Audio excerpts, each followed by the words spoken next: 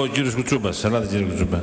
Μετά το πέρας της αγόρευσης του κυρίου Κουτσούμπα θα αρχίσει η ονομαστική ψηφοφορία.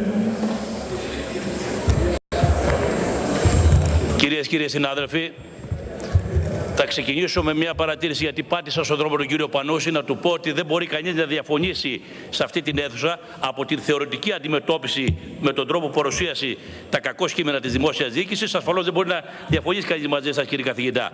Αλλά από εκεί πέρα να δούμε στην πράξη τι πρέπει να κάνουμε για να τα διορθώσουμε.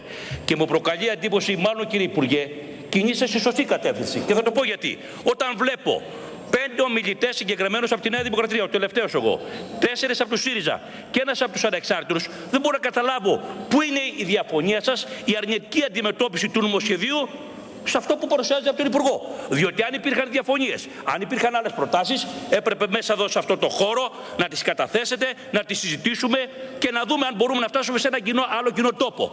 Διότι όταν όλοι, κυρίες και κύριοι συνάδελφοι, συμφωνούμε εντός ή εκτός της Βουλής ότι με ένα κοινό τόπο, ότι υπάρχουν παθογένειες στο πολιτικό σύστημα, ότι υπάρχουν κακό κείμενα στη δημόσια διοίκηση, ότι πρέπει να κάνουμε μια λειτουργική και αποτελεσματική δημόσια διοίκηση και στο τέλος, για λόγους αντιπολιτευτικούς, για λόγους ψηφοθερικούς, ψηφίζουμε αρνητικά, χωρίς να έχουμε να παρουσιάσουμε πρόταση εναλλακτική ή, αν θέλετε, τροποποίησεις πάνω στο προτινόμενο νομοσχέδιο, νομίζω ότι η άρνησή μας είναι στήρα και μόνο αντιπολιτευτική. Εγώ, κύριε Υπουργέ, όμως δεν πήρα το λόγο για να σας κάνω το καλό. Θα το ψηφίσω το νομοσχέδιο καταρχήν, γιατί θεωρώ ότι είναι αναγκαίο και πρέπει να γίνουν αυτές οι μεταρρυθμίσεις επιβεβλημένες από τις περιστάσεις, αλλά μεταρρυθμίσεις οι οποίες ίσως έπρεπε να είχαν γίνει και από καιρό. Πήρα όμως το λόγο, κύριε Υπουργέ, για να σας πω, σε μια δύσκολη εποχή που ζούμε και δεν έχουμε να προσφέρουμε πολλά στην κοινωνία, θα έπρεπε να το δείτε και σας το προτείνω, αν σας αφήσει η κυρία σύμβουλός σας να το ακούσετε, γιατί σας το προτείναμε και κατηδίαν. Αν σας αφήσει, ναι. Κυρία συνάδελφο, ναι.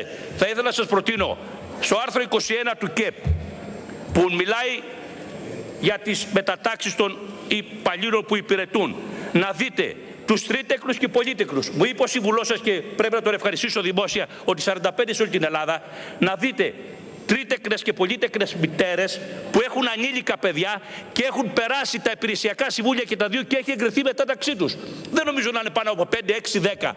Διότι από τη στιγμή που τα ΚΕΠ λειτουργούν όλη την ημέρα, δεν μπορεί να βάλεις μια μητέρα με ανήλικο παιδί 8 και 10 ετών και 12 και να έχει και τα 3 ανήλικα να δουλεύει όλη τη μέρα, να μην της δώσει το δικαίωμα, και για να βάλουμε μια ασφαλιστική δικλίδα, όσοι μέχρι σήμερα έχουν περάσει αυτή τη διαδικασία της έγκρισης από τα δύο υπηρεσιακά συμβούλια και βρίσκεται πρώτο πυλόν, πρωτογραφήσω και υπογραφή. Νομίζω, ως, αν θέλετε, νομοθετική βελτίωση στο άρθρο 21, θα μπορούσατε να πείτε ότι εξαιρούνται όσοι έχουν περάσει τα υπηρεσιακά συμβούλια, τρίτεκνοι και πολύτεκνοι. Είναι ένα ισοδύναμο μέτρο προς αυτές τις οικογένειες. Σας ευχαριστώ.